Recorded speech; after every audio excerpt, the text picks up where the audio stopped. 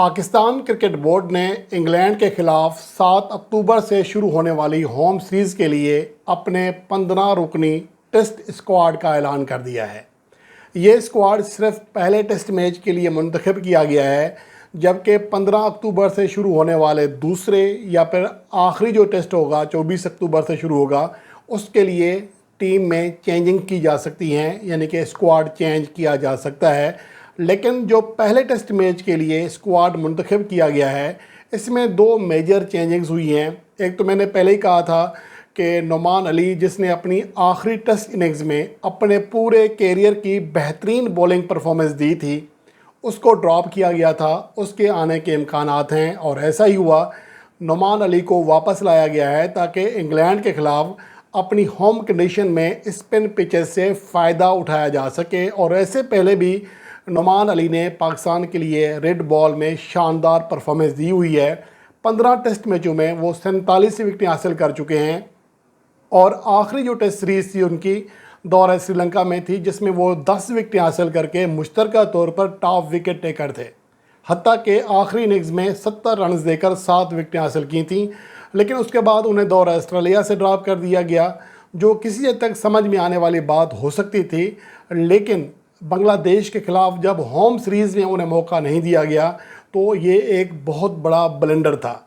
और अब किसी हद तक सेलेक्टर्स को ये बात समझ आ गई है कि नोमान अली को वापस लाया जाए, हमारे पास बैकअप में फ़िलहाल और प्लेयर नहीं है। शायद ओवर एज होने की वजह से नोमान अली को ड्रॉप किया गया था, तो ये फ़ैसला बहरहाल वापस हुआ है।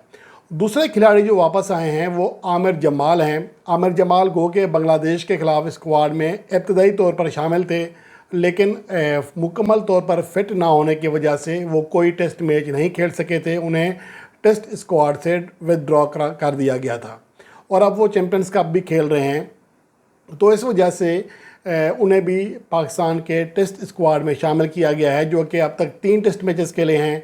गुज़श्ता साल के आखिर में दौरा ऑस्ट्रेलिया में अपना टेस्ट डेब्यू किया था और शानदार परफॉर्मेंस दी थी। सबसे ज़्यादा 18 विकेटें हासिल की थीं, जो कि किसी भी पाकिस्तानी बॉलर की एक दौरा ऑस्ट्रेलिया में दूसरी ज़्यादा विकेटें हैं।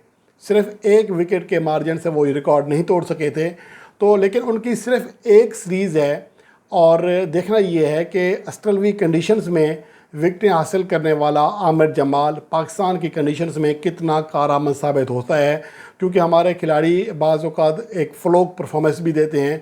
लेकिन उम्मीद करते हैं कि आमिर जमाल रेड बॉल में पाकिस्तान की पिचेस पर भी कामयाब होगा, क्योंकि वाइट बॉल में जो उनकी लाइन और लेंथ है वो शायद ज़्यादा कारआमद नहीं है, उनके ख़िलाफ़ तेज़ी से रन्स बनते हैं। लेकिन रेड बॉल चूँकि अलग है, आगे गेंद फेंकने की वजह से उनके विकेटें मिलने का जो चांस है वो भी ज़्यादा रहता है। अब उसके अलावा आते हैं जो अहम बात है कि सरफराज अहमद और मोहम्मद रिजवान दोनों ही को टीम में बरकरार रखा गया है। लेकिन चूँकि पहले टेस्ट मैच के लिए ये स्क्वाड का ऐलान है, तो इसलिए मुझे लगता है कि शायद सरफराज अहमद को भी अब मौका देने का फ़ैसला किया गया है। ये मौका देकर देखेंगे, अगर उनकी जानिब से परफॉर्मेंस आ गई तो शायद उन्हें दोबारा स्क्वाड में बरकरार रखा जाए। लेकिन उनके ऊपर बहरहाल किसी हद तक तलवार लटक रही है कि उनसे बड़ी परफॉर्मेंस दरकार है। उसके अलावा जो बाकी स्क्वाड है, मेरे ख़्याल में कोई बड़ी चेंज नहीं की गई है। मैं आपके साथ स्क्वाड शेयर कर देता हूं, लेकिन उससे पहले अहम बात ये है कि 30 सितंबर को पाकिस्तान के जो तमाम खिलाड़ी हैं, जो कि 15 मुंतखब खिलाड़ी हैं, ये मुल्तान में जमा होंगे और 1 अक्टूबर से पाकिस्तान का तरबियती कैंप शुरू होगा। और तमाम वो खिलाड़ी जो कि पाकिस्तान के टेस्ट स्क्वाड में शामिल हैं, वो जारी चैम्पियंस कप के प्ले ऑफ के मैचेस से दस्तबरदार हो गए हैं। यानी आज जो चैम्पियंस कप का मैच खेला जाएगा ये बड़े प्लेयर्स के बगैर है, और यानी कि फ़ाइनल मैच में भी आपको बड़े प्लेयर्स इन एक्शन दिखाई नहीं देंगे।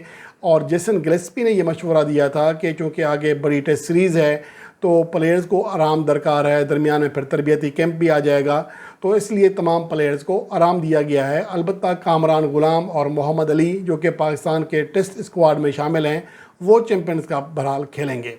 अब आते हैं पाकिस्तान का स्क्वाड जिसका ऐलान किया गया, जिसमें कप्तान शान मसूद हैं, वाइस कैप्टन सऊद शकील हैं, फिर आमिर जमाल, अब्दुल्ला शफीक को बरकरार रखा गया है नाक़िस परफॉर्मेंस के बावजूद, इब्रार अहमद और उसके अलावा बाबर आज़म, मीर हमज़ा, मोहम्मद हुरैरा, मोहम्मद रिजवान, नसीम शाह, नोमान अली, सैम अयूब, सलमान अली आगा, सरफराज अहमद और शाहीन शाह अफरीदी।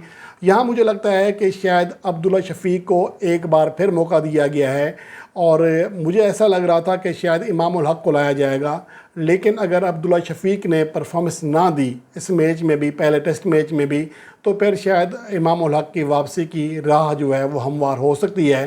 سیم ایوب سے بھی امیدیں ہیں، اب تک گو کہ وہ 60 رن سے بڑی اننگز نہیں کھیل سکے ٹیسٹ فارمیٹ میں، ایوریج بھی کوئی زیادہ بڑی نہیں ہے، لیکن چونکہ اب وہ 156 رنز کی اننگز کھیل کر کسی حد تک اپنا اعتماد بحال کر چکے ہیں چیمپئنز کپ میں، تو وہ ایک بڑی اننگز کھیل سکتے ہیں۔ اگر وہ ایک اس طرح کی بڑی اننگز ٹیسٹ فارمیٹ میں کھیلنے میں کامیاب ہو گئے تو یقیناً ان کا اعتماد بھی بڑھے گا اور ان کا کیریئر بھی آگے طول پکڑ سکتا ہے۔